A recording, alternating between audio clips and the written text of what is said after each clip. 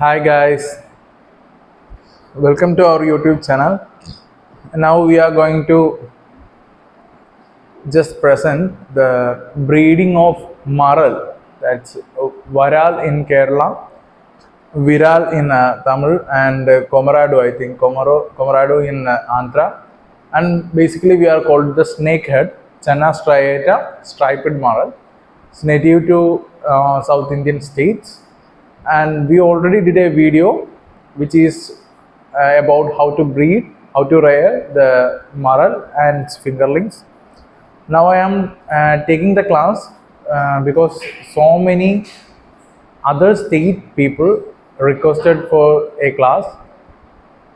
Then my English is not that much good, but I think it is somewhat convenient and communicatable with you. So we can start our session.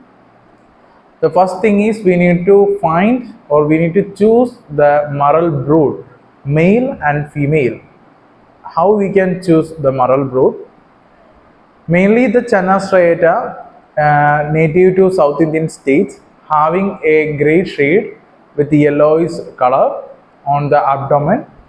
We need at least the weight is male and female somewhat same, about 1 kilogram is perfect for the breeding purpose, and this is the rainy season where they are naturally breeding. So the male and female up to 1 kilogram, 1:1. That means one male and one female we need to use for one breeding session. So the first thing is we need to collect the male and female. From the natural stream, pond, any farmers, you can collect the fish having 1 kilogram weight. And coming to the choosing of female, we need to observe from the dorsal part, it's having a bulged belly and its head somewhat proportional and big, somewhat more proportional and somewhat big than their abdomen body. The head is somewhat more big or curved. Coming to the male, it is narrow and the male will be same proportion. You can see a same slope proportional from its head to the dorsal part. So we need to check and strip. With the stripping method, you can check the male or female. If you are stripping the fish with your bare hands, or you can use a gloves with from the abdomen to the border dorsal, you can see that the egg will be coming. So you can call that it's a female. The white egg attached, it will be oozing out when you strip. So coming to the male, the bulged belly is not found in male. Also, we cannot see any milt or milk when you strip. So we can only take the female by the stripping. You can choose the male by assuming that its belly is not bulged and its body is somewhat slope and directly proportional to the head and abdomen. Okay, so we can choose them. I told the first thing is we need at least 1 kilo. Second thing is the bulged belly and oozing out of the egg or yolk. Then coming to the male, the body is from somewhat from the upper side. If you see, the body and the dorsal part will be somewhat slope or same.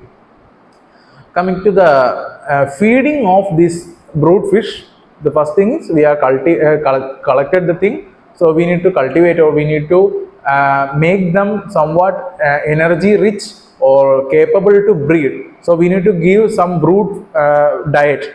Mainly the brood diet means it's what we called, it's a predatory fish. So we need to give the meat of oyster, meat of shellfish, or any shrimp. You can give frozen shrimp also, you can give, and some egg custard. You can give some egg custard and somewhat like any meat that is related to the fish part, some head or tail. When you cut the fish, you can give that also. So it will be eating all these things. When you are collecting the fish from some farmers or somewhere, you can give them directly the floating fish feed. There are lot of commercial fish feeds now available, like Nutrilla, Hypro, and Unomi.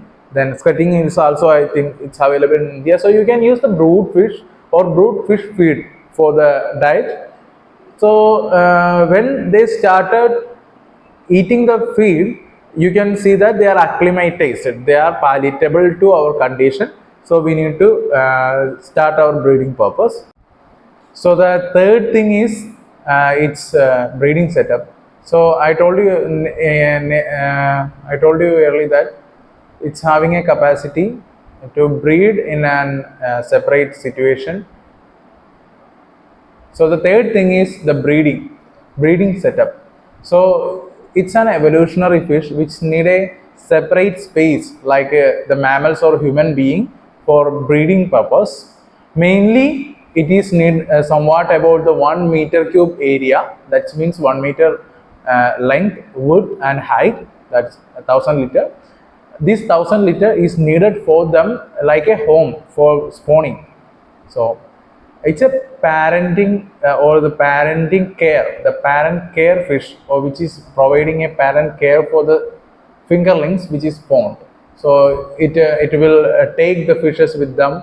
You can see small fries or fingerlings which is roaming around the brood when it's in rainy season in normal streams or ponds. So it's a parental care fish which need a specific area like a home. So we need to give a at least 1 meter length, width and height tank. Then second thing is you need to put the male and female same time, which is somewhat they will make some courtship behavior. So we need to put them. So 1 meter tank and the fish. The next thing you need like the what we call like it's submerged or the merged plants. So it's having a some physical relationship and the courtship they are doing. So it's a evolutionary fish. They need somewhat the covered area. Mainly like they need to protect their floating eggs. You know that the eggs are floating for the mother fish. So the floating eggs are needed. Then you need to give some submerged, merged and floating plants or the substratum for making some hideout for them for breeding the purpose. So these are the breeding setup we need to do, and the things you need to breed the fish is, first thing is the spawning hormone GnRH, that gonadotrophic releasing hormone you need to use, and the syringe which is we are mainly using for the insulated in that insulin, all the things you need to use a insulin syringe, and we can take the hormone in the insulin syringe, keep it in the fridge.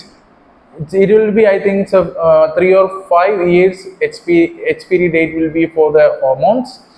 Then the brood fish.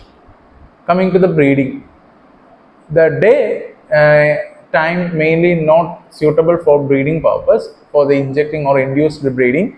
Now we are using an induced breeding, so the daytime is not that much suitable. So mainly go for the evening time, that means 5 o'clock something. Take the syringe, take the weight of the male and female. You need to use 1:1, that means 1 male and 1 female. Then you need to weigh them. The weight of the fish will be recorded. If the weight is, for example, the weight is 1 kilogram, you need to use 1 ml per kilogram of the fish. The GnRH will be taken 1 ml per kilogram. You can see that the insulin syringe itself is 1 ml. So you need to use 1 ml per kilogram because it's an hardy fish. So you need to use 1 ml per kilogram. You can inject them pectorally or dorsal. If the pectoral fin is there, you are expert in breeding, or you need to get somewhat expertise. You need to practice how to inject them in a pectoral fin. Or you are in a beginner, you can inject them in the dorsal part. About that dorsal part, you can inject them. No, do not give any harm to the internal body organs.